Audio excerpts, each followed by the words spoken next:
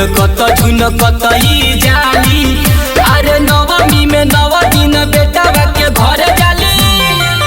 केहू दुर्गा कहेला केहू काली, मैया शेरा वाली मैया जोता वाली, हरदम झूलली निमिये के डाढ़ी। मैया शेरा वाली मैया जोता वाली, हरदम झूलली निमिये के डाढ़ी।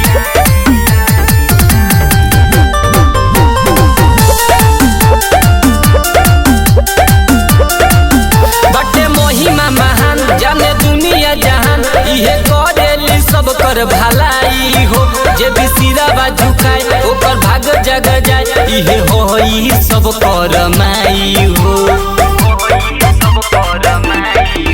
बटे महिमा महान जाने दुनिया जहान, ई करेली सब कर भलाई हो। जे भी सिरावा झुकाए ओकर भाग जग जाए, इहे होई सब कर माई हो। मैया करेली पसंद अढ़ौलावा, संग लोगवा चढ़ावेला फुलावा।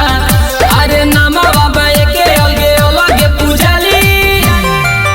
केहू दुर्गा कहेला केहू काली, मैया शेरा वाली मैया जोता वाली, हरदम झूलली निमिये के डाढ़ी।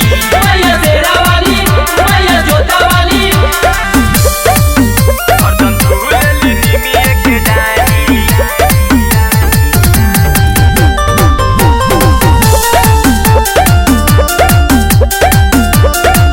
लेके हाथ में कटारी हई भैरव के दुलारी, इहे देवलोक के हई प्यारी हो।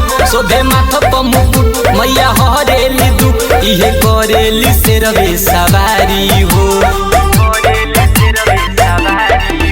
लेके हाथ में कटारी हई भैरव के दुलारी, इहे देवलोक के हई प्यारी हो। शोभे माथ पर मुकुट मैया हरेली दुख, इहे करेली शेरवे सवारी हो। इहे दुनिया के हई रजैया, सास में रहेले भैरो भैया। अरे भोलू गुड्डू के घर जाली। केहू दुर्गा कहेला केहू काली, मैया शेरा वाली